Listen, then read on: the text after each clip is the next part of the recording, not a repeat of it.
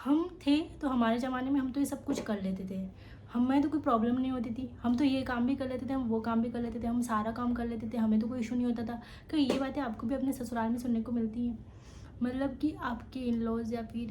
जो भी है आपकी फैमिली में, वो आपसे यही बातें करते रहते हैं कि मतलब हमारे ज़माने में हम तो सारा कुछ कर लेते थे, हमने तो ये भी किया, हमने तो वो भी किया, हमने तो ये फ़ेज़ भी देखा, हमने वो फ़ेज़ भी देखा। मतलब तुम बच्चों की रिस्पॉन्सिबिलिटी भी उठा सकती हो, घर की पूरे काम भी कर सकती हो, घर की रिस्पॉन्सिबिलिटी भी उठा सकती हो, सारा काम तुम कर सकती हो क्योंकि हमने भी तो किया है ना, हमने भी किया है,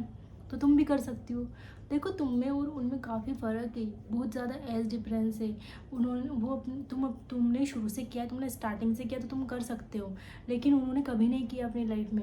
वो एक एजुकेटेड लड़की है, उसने हमेशा बाहर की स्टडी करी है और वो आज शादी करने के तुरंत बाद ऐसे माहौल में आई हैं, तो उसको उससे सारी रिस्पॉन्सिबिलिटी देना, उसके सिर पे मल देना कि तुमको ही सब कुछ करना है आज के बाद या फिर तुम्हें ही सब कुछ करना पड़ेगा। इवन मतलब बहुत सारे घरों में तो ऐसा हो जाता है कि मतलब लड़की की बच्चा हो जाता है तो वो बच्चों को संभालते संभालते भी काम करते हैं और बिल्कुल भी कोई भी सपोर्ट नहीं है, कुछ भी सपोर्ट नहीं है,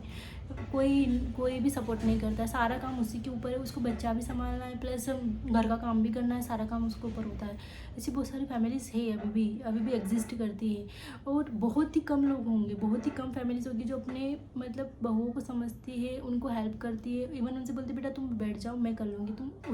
बेबी को संभालो मैं कर लूँगी, लेकिन बहुत कम फैमिली होती है ऐसी। और मतलब मुझे नहीं समझ आता वो औरतें कैसे सर्वाइव करती है ऐसे माहौल में, मतलब वो कैसे ही मतलब बच्चे के साथ साथ एक छोटी सी बच्चे के साथ साथ पूरे घर की रिस्पॉन्सिबिलिटी मतलब सोच के समझ नहीं, मतलब एक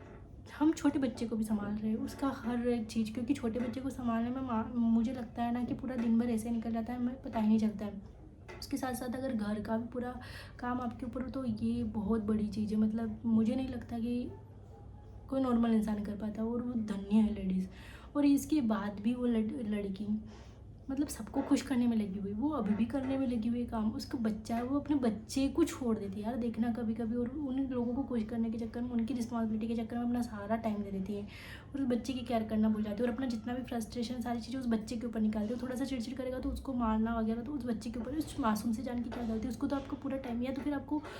जब पता था या फिर आपने प्रेशर में आके अपने इन-लॉज़ के प्रेशर में आके बेबी किया है तो आपको पता था कि ये लोग समझते तो है नहीं, मुझे फिर भी करना पड़ेगा काम वगैरह, तो आपको बेबी करना नहीं था। उसके ऊपर क्यों अपना फ्रस्ट्रेशन निकालो, उसके ऊपर क्यों अपना गुस्सा निकालो छोटे से बच्चे के ऊपर। या तो आप बेबी करो ही मत, या तो फिर आप अपनी आवाज़ उठाओ या फिर अपना पॉइंट ऑफ व्यू रखो कि मैं बच्चे के साथ साथ घर, ये दोनों चीज़ें मैं एक साथ नहीं कर सकती हूँ, मेरी भी लाइफ है और मुझे टाइम नहीं मिलता है सब चीज़ों के लिए। तो प्लीज़ आप आवाज़ उठाओ, आप खुद अपने लिए आवाज़ नहीं उठाओगे तो कोई तीसरा आपके लिए आवाज़ उठाने नहीं आएगा, और अगर आप खुद घिसती जाओगे, आप करते जाओगे तो वो भी आपको एक मशीन समझ लेंगे और आपसे सारे काम की एक्सपेक्टेशन रखेंगे और आपसे सारे काम ही लेंगे वो फिर। ये आपके हाथ में है, आपको क्या करना है, आपको खुद को अपने लिए आवाज़ उठानी है, अपने बच्चे को और खुद को टाइम देना है, मतलब बच्चे को उसका बचपन देखो ना, उसका बचपन एंजॉय करो, वो मतलब बड़ा हो रहा है धीरे धीरे, उसके बाद आप नहीं देख पाओगे उसका बचपन यार, वो धीरे धीरे बड़ा हो जाएगा। तो उसके लिए, अपने लिए नहीं तो कम से कम उसके लिए आवाज़ उठाओ और अपना 100% दो यार, मतलब कि उसको दो अपना 100%।